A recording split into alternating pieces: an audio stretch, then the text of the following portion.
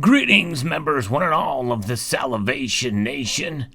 I don't think anybody can deny that inflation is a real problem right now. We are seeing inflation at a higher rate than it has been in 40 years, with consumer prices up 7% over last year and producer prices at almost 10%. But what's really troubling is the dollar. And that is something we're going to take a look at here.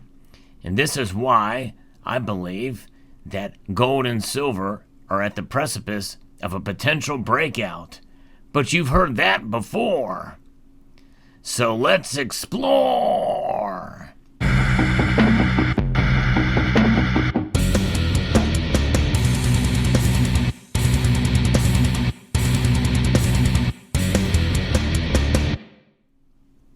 I'm going to be referencing an article here from Fox Business.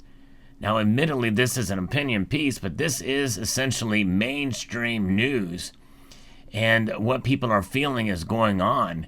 And this is the first that I'm hearing from the mainstream media that the dollar is essentially in trouble. I think people are realizing that there's something happening here that is just beyond normal inflation, and that perhaps we could be at the precipice of the Fed essentially losing control of the economy. Inflation is roaring and King Dollar is snoring, even as interest rates rise. Now, the Fed has not actually raised interest rates yet, but this is something that we know is coming. The dollar, which has dropped for 3 straight sessions, has been giving up gains seen after the Federal Reserve has signaled strong interest rate hikes in the coming months, presumably the first to come in March. As we know, the Fed could very well be spinning their wheels about how to save this fiat currency that you're witnessing and looking at before your very eyes here. It can be mesmerizing thinking about the Fed's toolbox and the things that they can do to supposedly fix things. But I don't think they have all the answers. In fact, I know they don't. And you probably agree with me on that. And with these rate hikes coming, the dollar still has dropped to the lowest level against the euro since November. Consumer prices, as we mentioned, were up 7% in December.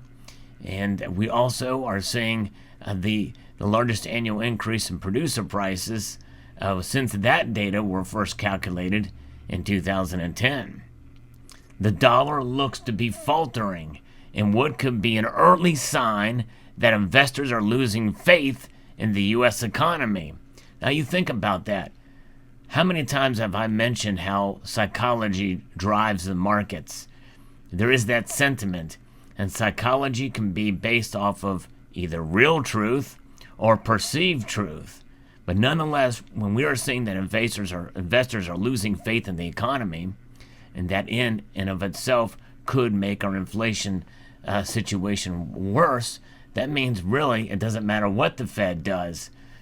If they cannot bring consumer and investor sentiment back in line, it's all for naught. If people are losing faith in this debt instrument, that is a real problem, folks, domestically and abroad. Even oil is moving higher on to falling global oil inventories as well as a falling dollar. Natural gas soared on LNG exports, but mainly on these cold and freeze-offs.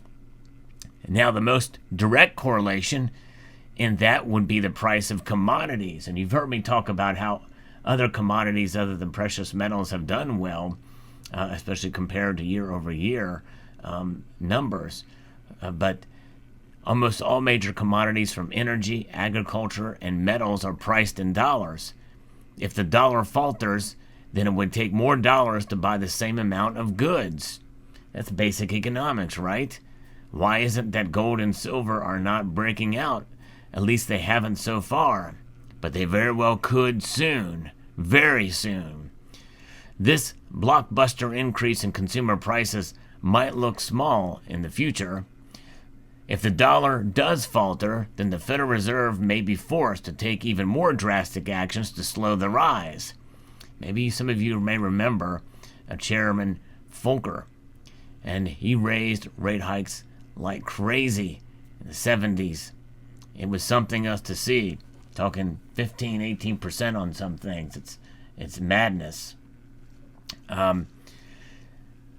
So they may be forced to take these more drastic actions. Instead of 4 or 5 rate hikes of a quarter point, policymakers may be forced to shock and awe the market with a series of full point or larger increases to protect the integrity of the dollar, which is essentially be like what Paul Volcker did. The potential emerging crisis with inflation and confidence in the dollar shows that printing money and runaway government spending has consequences. It also has big consequences for President Biden's Build Back Better aspirations. Look at all the money we've spent is going to be worth even less for these programs, especially with the infrastructure package that the first initiative will be to repair bridges. If the dollar is weak, not only will it take more dollars to build back better, but also the incursion of what even more government debt to fund programs that would give back growth to the economy is a recipe for not only inflation, but a throwback to the dreaded stagflation. In fact, we're seeing stagflation already rear its ugly head in other countries. Could it come here? These debt instruments were literally, one of these notes here is worth 7 cents less than it was a year ago. 93 cents is what you're looking at here compared to 2021 at this time. You know, it's quite staggering and shocking. So where will people put their faith if it's not in the economy? Or if it's not in the dollar? If they're going to lose faith in the economy, they're going to be losing faith in the dollar, and with rising inflation, are they going to put it into Bitcoin? Well, you see what's happening to Bitcoin right now. Bitcoin has dropped tremendously. People are nervous. Where are they going to put their money? They're going to want to be able to go to a safe haven. And that, my friends, is gold and silver. And as I said at the outset of this video, very beginning introduction, gold and silver, well, it may be on the precipice of breaking out. But we've heard that before. That song and dance has been portrayed in YouTube videos for the last 10 years. People saying we're just right around the corner before we see prices go up. And now it's more likely than ever before. And you know what? I'm essentially saying the same thing here. Yea, though, I'm not going to promise you that it's going to happen at a dramatic rate, or that it will stay in any way, or to that level, or to rise substantially and stay there. As far as when that will happen, I don't know. I don't know the timing of it. I don't know how it's going to manifest itself. But nonetheless, I believe that the signals we are seeing now could lead us into a direction where people are going to start paying attention to where they can put their resources in order to protect themselves. You know, you always see, even in mainstream media, news sources, ads for precious metals. In fact, a lot of the companies that advertise on television, I would never do business with, by the way. But nonetheless, that the word is out there is something. The message of precious metals and what they have served to do for millennia is to preserve our wealth, a stable form of wealth preservation. And they really haven't acted much in that regard over the past year, but over the course of history, they certainly have proven themselves. There's a series of videos I did for both gold and silver that 100-year silver price chart has proven their worth. And that's the kind of time frame we're talking. Now, the average lifespan, if you're considered to have a good life if you live to be 80 years old these days. But nonetheless, it should be recognized that gold and silver have proven themselves over the course of decades. And that's what it's about. It's about wealth preservation. It's about how you buy these metals. And I believe that it's always a good time to buy as long as you're buying smart. And you time those buys in such a way that you can be able to come out, not ahead. That's not what buying precious metals is about. It's about getting even. Get it even with your finances and wealth preservation. Breaking even is the best thing to hope for. And in that regard, precious metals sell themselves. They've always had value. They always will have value. And unlike Bitcoin, which again, I'm not against speculative investments. If you have the stomach for it, you could do very well. I know people who have bought Bitcoin and cashed out and bought gold and silver with it. I did. And I had a measly profits compared to what others in the community have shown. But you have to have the stomach for the big moves, the speculative moves that occur in the crypto sphere. Gold and silver have had fairly wild moves too. In fact, we have seen radical gyrations in price for silver especially over the course of my time here on this channel, but especially in the last couple of years. In 2020, we saw it go and drop dramatically below $12 an ounce in the spot price to almost $30 an ounce within 1 year. Pretty dramatic move for sure. Gold tends to be a more stable move. In fact, gold we saw rise up to its record all-time highs and measured in nominal dollars in August of 2020. And it has only pulled down marginally since then, but it has not regained those highs. But nonetheless, gold and silver, if you look at gold and silver in terms of the amount of money that you pay for it and what you get back for it when you need to sell, well, you are capturing essentially a bit above spot price at the very least these days, given inflation, because inflation also affects precious metals prices when you purchase and when you go to sell them as well. And the free market is engaging itself, asserts itself in precious metals as well.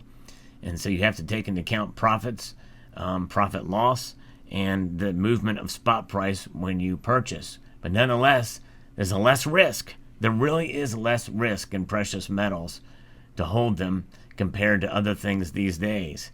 In fact, we know that the dollar itself, holding those, is a losing proposition year by year, even in a good economy, because the Fed's target is 2% inflation each year in a good economy.